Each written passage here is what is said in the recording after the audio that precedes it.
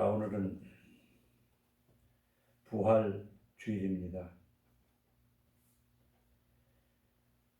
우리는 기독교라는 말을 하고 기독교 속에 한 사람 한 사람을 그리스도인이다, 그렇게 표현을 합니다.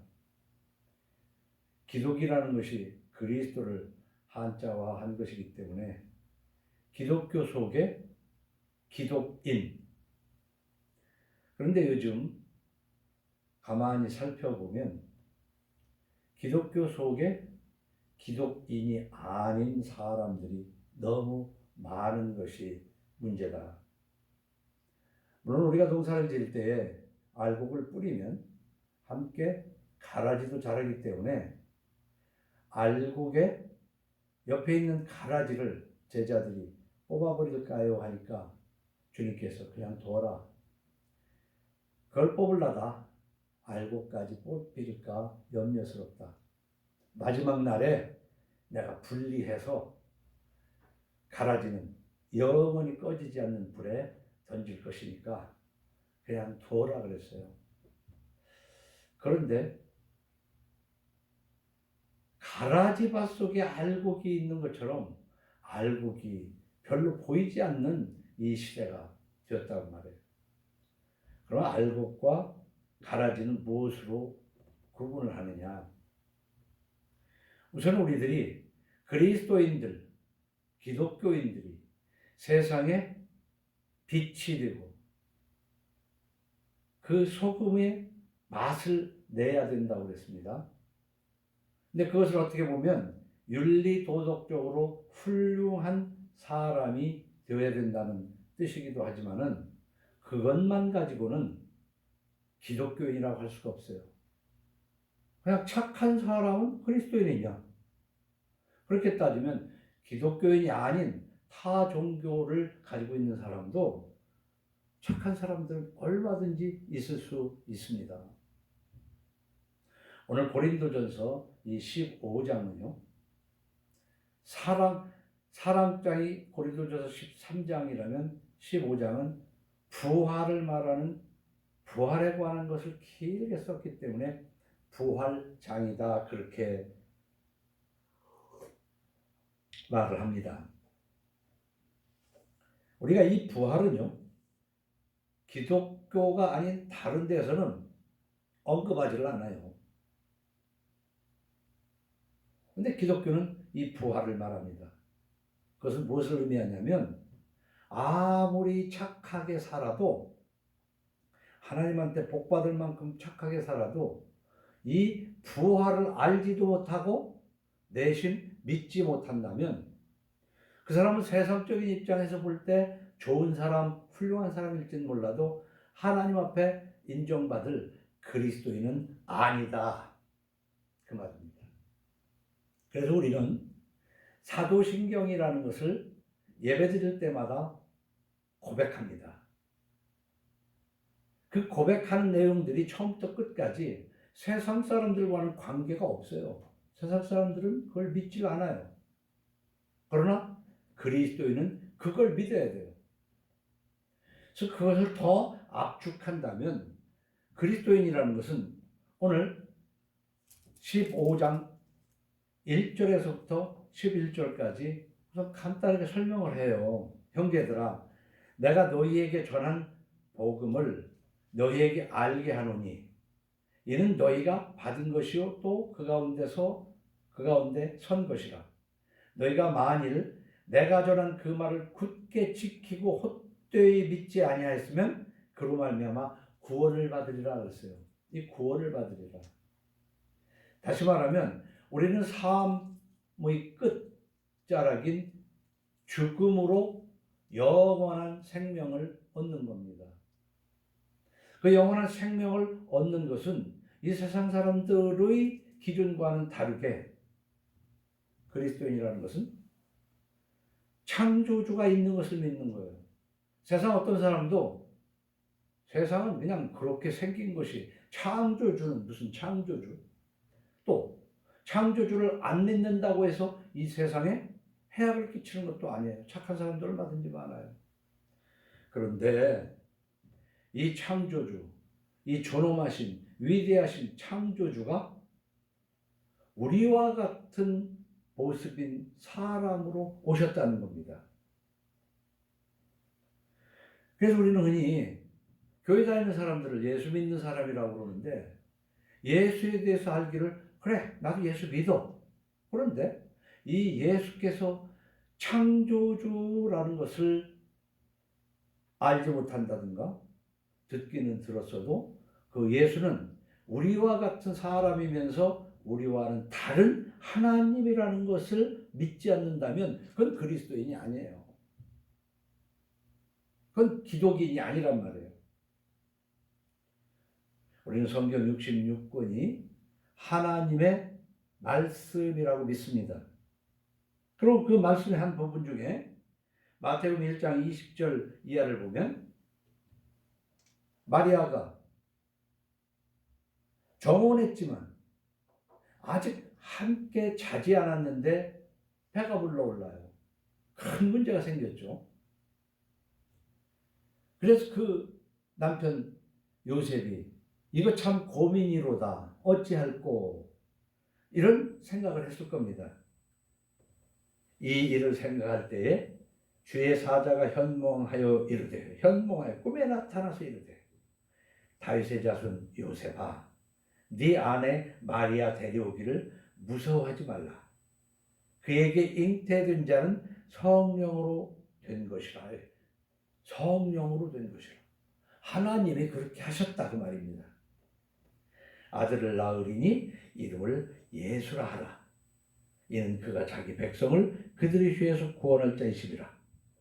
이 마태복음 1장 21절에 아들을 낳으리니 이름을 예수라 하라. 이는 그가 자기 백성을 그들의 죄에서 구원할 자다. 이 짧은 말 가지고 또 해설을 하자면 길게 시간이 안 됩니다. 어쨌거나 우리는 창조주께서 거룩한 몸으로 우리와 같은 거룩하신 하나님께서 우리와 같은 몸으로 오셨는데 그 목적이 뭐겠어요?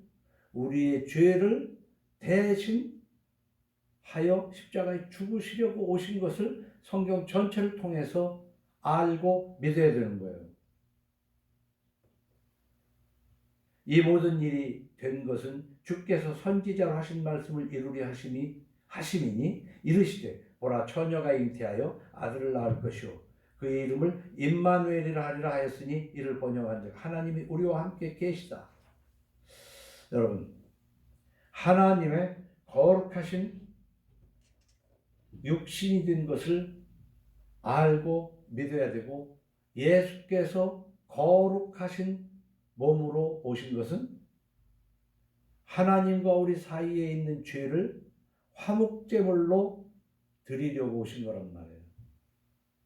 그래서 이런 모든 것들은 우리가 착하게 사는 것과는 하등의 관계가 없는, 쉽게 얘기하면 교리다, 가르침의 이치, 하나님을 믿는 교리. 이 교리는요, 세상 사람들 다른 종교에서는 이 교리를 믿지 않습니다. 그러나 우리는 그리스도인이라면 이걸 알아야 되고, 아는 것을 끝나는 게 아니라 믿어야 돼요. 그래서 정말 교리도 여러 가지가 있지만 예수는 창조주라는 것을 조금도 의심하지 않고, 그분이 우리와 같은 인간으로 오신 목적이 하나님과 우리 사이에 막힌 담을 헐기 위해서 화목제물로 오셨다는 것을 믿어야 된다는 말이에요. 그러려면 예수는 창조주라는 것을 조금 전에 마태복음 1장 21절을 통해서 분명히 우리는 성경을 통해서 읽고 알았던 것처럼 그분은 죽으셨어요. 예수님이 죽으신 걸 우리는 다 압니다. 마가복음 15장 29절을 보면요, 예수님이 십자가에 달리실 때를 이렇게 기록합니다. 지나가는 자들은 자기 머리를 흔들며 예수를 모욕하여 이르되 조롱하고 아주 모욕하기까지 했단 말이야. 아하, 성전을 헐고 사흘에 짓는 자여. 하나님께서는 이 성전을 헐고 사흘 만에 다시 짓겠다고 하신 그 깊은 영적인 뜻을 깨달지 못하기 때문에 성전이신 예수님이 십자가에 죽으시고 사흘 만에 부활하셔서 새로운 나라를 이루시겠다는 거예요. 그 뜻을 모르니까 여러분, 누군가가 어떤 사람을 막 모욕하고 욕을 하면 그 상대방이 꼭 나쁜 사람이라고는 할 수 없어요. 모욕하는 사람이 알지도 못하고 험담을 하면 듣는 사람이 보기에는 그런 것 같죠. 요즘 세상에는 너무나도 이런 일들이 많아요. 한쪽에서는 굉장히 추앙을 하지만 한쪽에서는 막 욕을 하는데 어느 쪽이 옳은지 도대체 알 수 없는 세상이다 이 말이에요. 근데 양쪽이 옳을 수도 있어요. 특히 지난날에 우리 대통령들을 보면은 참 이 나라를 위해서 얼마나 수고했냐고 그러면서 자꾸 높이잖아요. 그러나 그 뒤로 이제 역사적으로 파헤치는 아주 더럽고 흉악한 짓들이 드러나고 나니까 서로 반목을 해요. 한쪽에서는 칭찬하고 한쪽에서는 욕을 해요. 근데 칭찬하는 것도 옳고 욕하는 것도 옳더라고요. 왜? 그 한 사람의 잘한 부분을 얘기하고 한 사람의 못한 부분을 얘기하면 그 대통령뿐만 아니라 저나 여러분에게도요. 어떤 사람은 여러분의 좋은 점을 보고 좋은 점을 사실대로 진짜 없는 것을 막 칭찬하는 게 아니라 진짜 여러분의 좋은 것을 얘기하는 사람이 있는가 하면은 여러분에게 뭔가 손해를 나고 나쁜 것이 있는 사람은 그 나쁜 것만 얘기하면은 여러분도 저나 여러분도 누군가에게 한쪽에서는 칭찬을 받고 한쪽에서는 비난을 받을 수 있는 거예요. 예수님도 비난을 하는 사람이 있었는데 이 비난은 예수님의 한 부분이 아니라 모함이요 알지 못하고 하는 소리인 줄로 깨달으시기 바랍니다. 아하, 성전을 헐고 사흘에 짓는다는 자여, 네가 너를 구원하여 십자가에서 내려오라 하고 그와 같이 대제사장들도 서기관들과 함께 희롱하며 서로 말하되 그가 남은 구원하시되 자기는 구원할 수 없도다. 이스라엘 왕 그리스도가 지금 십자가에서 내려와 우리가 보고 믿게 할지어다 하며 함께 십자가에 못 박힌 자들도 예수를 욕하더라. 이 마가복음 15장 29절에서부터 쭉 가니 39절까지 읽어보면요. 예수님이 십자가에서 죽으신 것은 명백한 사실이에요. 그러니까 우리는 누구한테 듣기만 하는 것이 아니라 기록을 통해서 이 기록도 다 믿을 수는 없어요. 우리가 모든 글자로 된 책들은요. 그게 꼭 사실만 기록된 게 아니거든요. 누군가가 거짓말로 써놓은 것도 있고 부풀린 것도 있고 그래서 책에 써 있다고 해서 다 믿을 수가 없어요. 그러나 이 성경은 하나님의 말씀이라고 우리가 믿고 있잖아요. 이 성경에 있는 기록된 것은 한 점도 거짓이 없어요. 그러나 지금도 세상 사람들 중에는 성경에 있는 것을 믿지 않는 사람이 많아요. 그래서 우리는 성경을 믿을 뿐만 아니라 성경 안에 있는 예수는 창조주요 우리 죄를 위해서 죽으려고 오셨고 십자가에서 사실로 죽었다. 그리스도는 이것을 알아야 돼요. 이걸 모르고 그리스도인이라고 하는 것은 그것은 자기를 속이는 거예요. 근데 알긴 아는데 도무지 믿을 것이 없다. 이렇게 생각하는 사람도 있단 말이에요. 그래서 하나님은 우리와 같은 사람의 몸으로 오셨지만 거룩하신 하나님이고 화목제물로 오셔서 십자가에 죽으셨다는 이 두 가지 교리 우리가 버려서는 안 돼요. 근데 오늘은 그 두 가지 교리, 첫째는 창조주요 우리와 같은 몸으로 오신 성육신 교리를 우리는 기독교는 그렇게 가르치고 그걸 사실로 믿습니다. 그리고 오늘이 부활주일인데 그분은 십자가에 죽으신 것으로 끝난 우리와 같은 사람이 아니라 장사된 지 사흘 만에 부활하셨다는 것이지. 근데 우리는 죽었으면 죽은 것이지 죽은 사람이 다시 살아나는 게 어딨냐. 그것도 3일이나 있다가 죽고 2밤 자고 난 다음에 살아났다? 그래서 우리가 의학적으로 얘기를 할 때요. 죽은 줄 알았더니 죽은 게 아니었네. 깨어났다. 깨어난 사람은 있어요. 죽은 줄 알았는데. 그래서 가만히 보면요. 잠깐 숨이 멎었어. 코를 만져보니까 숨도 안 쉬어. 분명히 안 쉬어. 근데 무슨 이렇게 인공호흡을 시켜서 살아나는 수도 있잖아요. 그건 완전히 죽은 것이 아니지. 응?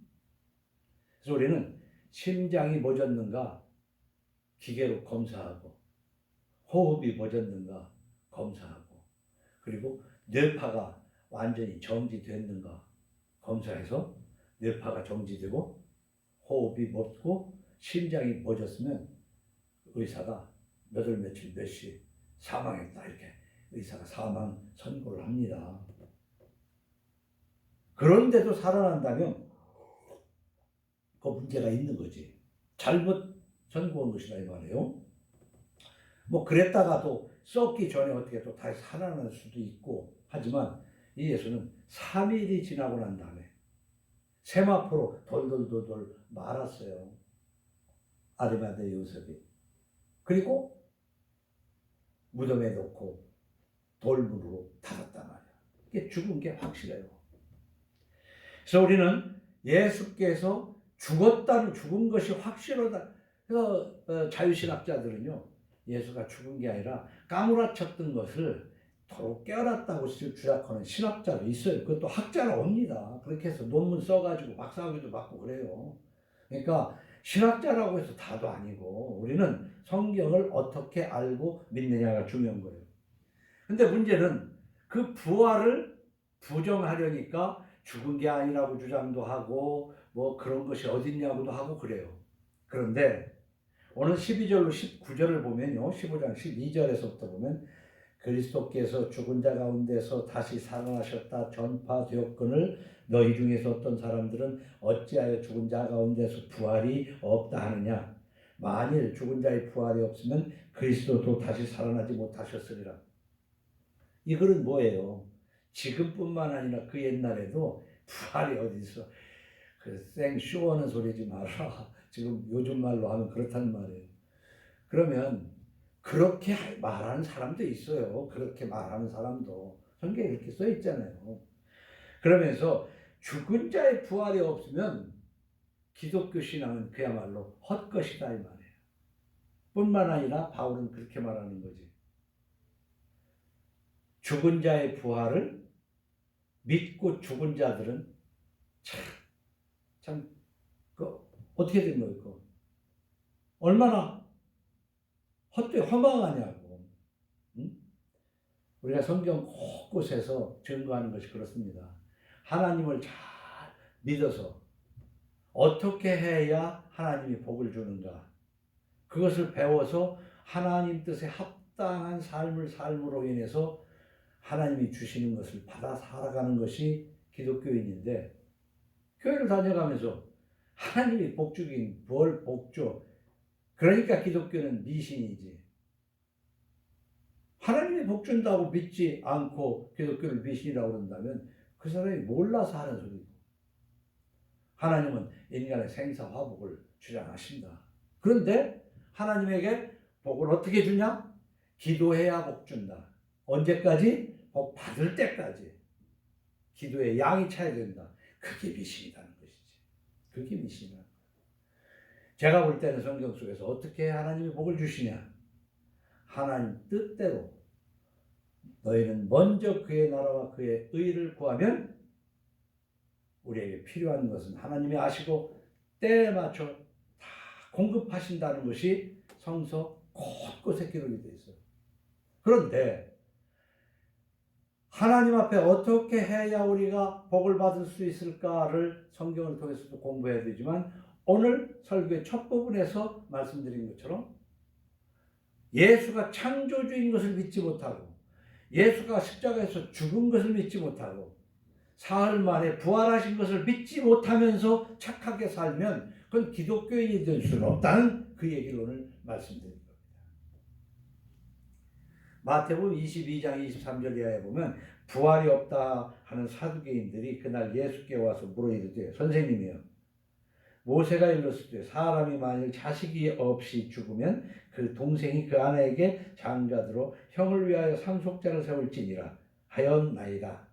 우리 중에 7형제가 있었는데 마지가 장가들었다가 죽어 상속자가 없으므로 그 아내를 그 동생에게 물려주고 그 둘째와 셋째로 일곱째까지 그렇게 하다가 최후의 그 여자도 죽었나이다. 그런즉 그들이 다 그를 취하였으니 부활 때 일곱 중에 누구의 아내가 되리이까? 예수께서 대답하여 이르시되 너희가 성경도 하나님의 능력도 알지 못하는 거로 오해하였도다. 부활 때에는 장가도 아니가고 시집도 아니가고 하늘에 있는 천사들과 같으니라. 죽은 자의 부활을 논할진대 하나님이 너희에게 말씀하신 바 나는 아브라함의 하나님이요 이삭의 하나님이요 야곱의 하나님이로라 하신 것을 읽어보지 못하였느냐? 하나님은 죽은 자의 하나님이 아니요 살아있는 자의 하나님이시니라 하시니 무리가 듣고 그의 가르치심에 놀라더라. 하나님의 말씀을 이렇게 들으면요 별 희한한 말씀이 다 있어요. 근데 사람들이 부활을 한다면 이스라엘 사람들은 계대결혼이라는 거 있어요. 참 우리 조선 사람으로 보면 좀 흉악하지. 큰 아들이 결혼해서 살다가 죽으면 작은 아들이 그 형수와 부부관계로 살아요. 그런데 7형제가 있었는데 그 7형제가 그렇게 다 그 여자는 참 명도 길지. 그러면 부활하고 난 다음에는 누구의 아내로 살아야 되냐 이 질문. 그러니까 예수께서 하시는 말씀이 니들이 성경을 못 읽었구나. 죽은 뒤에 부활이라는 것은 시집가고 장가가는 것이 아니다. 이제 이렇게 말씀하거든요. 그러니까 오늘은 그 내용이 아니라 부활은 분명한 사실임에도 불구하고 부활을 믿지 않는 사람도 있고 부활 뒤에 세상을 오해하고 사는 경우도 많아요. 그래서 우리는 보통 부활하면은 이런 거예요. 자기 속에서 누리지 못한 것을 죽은 뒤에 누릴 걸로 소망하는 것이 인간적인 인지상정이에요. 그래서 우리나라는 보릿고개 워낙 먹고 살기 어렵던 시절에 천국에 가면 무엇이 좋은가. 그래서 설교 속에서 되게 그런 설교들 목사님들이 더러 했어요. 저도 들어봤는데 거기 동산에는 에덴 동산 같이 먹을 것이 지천이다. 이래요. 먹을 것이 지천이야. 근데 아무리 먹어도 배부르지가 않는 세상이다. 성경에 없는 얘기거든. 근데 천국을 소망하게 하기 위해서 보리밥도 제대로 못 먹던 시대에 그런 설교를 하면 혹하지. 아, 천국 가면 좋겠구나. 어?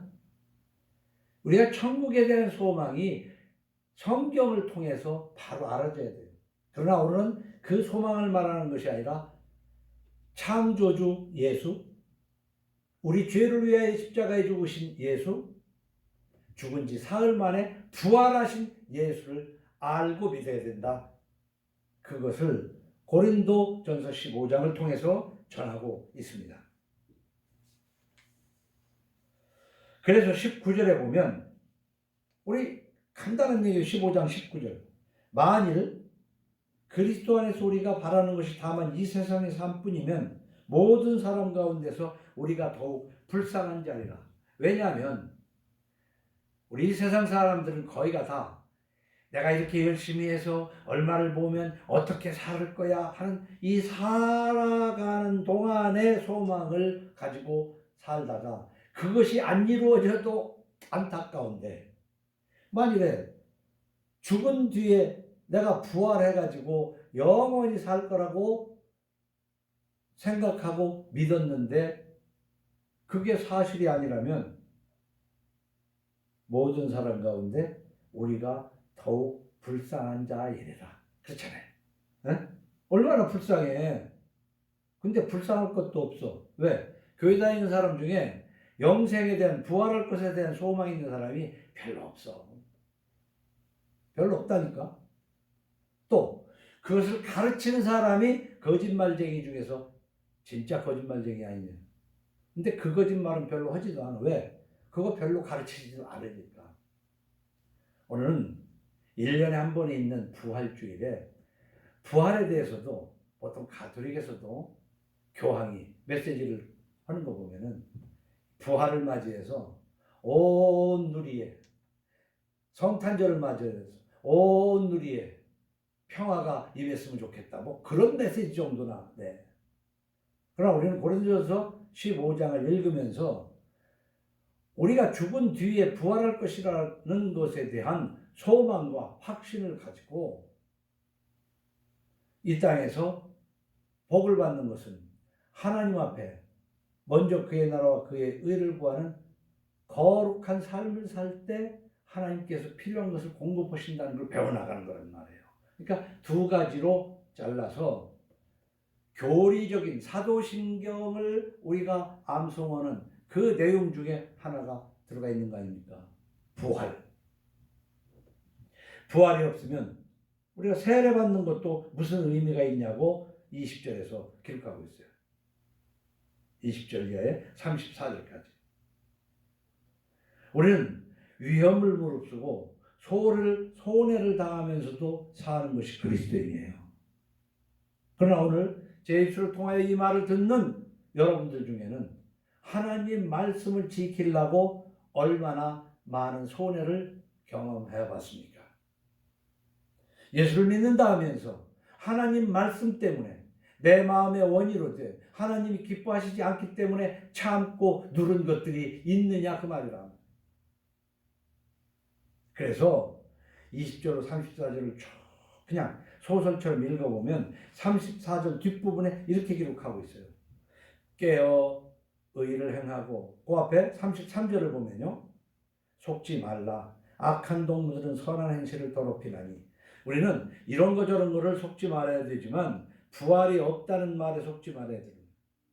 속지 말라. 악한 동무들은 선한 행실을 더럽히나니 깨어 의를 행하고 죄를 짓지 말라. 하나님을 알지 못하는 자가 있기로 내가 너희를 부끄럽게 하기 위하여 말하노라. 이 바울의 말을 듣는 사람들 중에서도 하나님을 알지 못하는 자들은 있었던 모양이에요. 그렇기 때문에 바울의 말을 듣고 부끄럽기를 바라는데 오늘날 제 강해를 들으면서 하나님을 모르는 자가 없기를 바랍니다. 그러나 우리는 부활 신앙을 가지고 뭐를 해야 되냐? 그 교리만 가지고 주님이 부활하셨다는 것만 믿으면 무슨 유익이 있어요? 나는 죽어도 영생하기 때문에 이 땅에서 하나님을 서운하게 하는 죄를 짓지 않겠다는 결단이 여러분 속에 있기를 예수 이름으로 축원합니다. 깨어 의를 행하고 죄를 짓지 말라는 겁니다. 그러면서 바울은 뒤에 35절에서 50절까지 길게 부활에 대해서 변론을 합니다. 오늘 시간에 여기에서 다 설명할 것도 없고 이런 긴 것을 읽어가면서 앞뒤를 따져가면서 집에서 손가락으로 짚어가면서 이래서 이야기는 이런 뜻이구나 알아가는 거예요. 어떻게 우리가 그걸 다 알겠습니까? 그래서 결론은요. 뒤에 51절에서 58절을 보면 결론을 냅니다. 바울이. 보라, 내가 너희에게 비밀을 말하노니 우리가 다 잠잘 것이 아니요 마지막 나팔에 순식간에 호련히 다 변화되리니. 예수님이 재림하십니다. 이 세상 끝에 천사장의 나팔 소리와 함께 잠자고 있던 쉽게 하면 죽어 땅속에 묻힌 자들, 화장된 자들, 이미 호적의 사망이라고 기록된 자들이 먼저 일어난다는 거예요. 다 일어나는 게 아니라 하나님 앞에 옳다 인정함을 받을 만한 자는 일어난다는 겁니다. 그것이 있기 때문에 이 땅에서 말씀을 지키고 살다가 손해 보는 것도 감수할 수 있어야 된다는 거예요.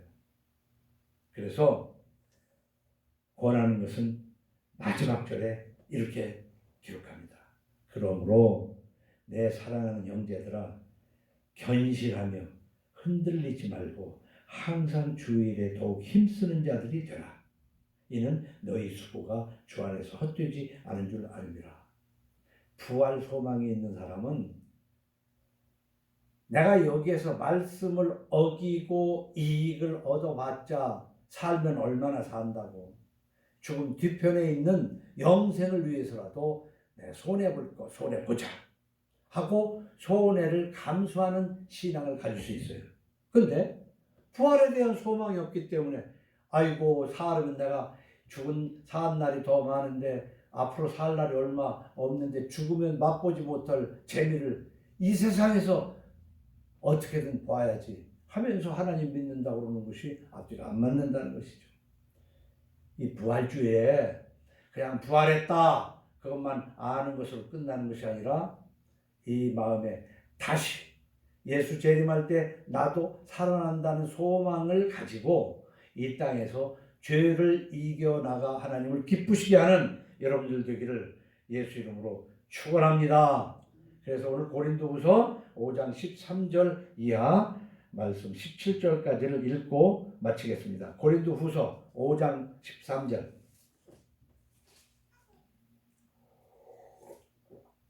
자, 고린도후서 5장 13절에서 17절을 읽을 때 잘 귀로 들으시고 눈으로 글자를 읽으시기 바랍니다.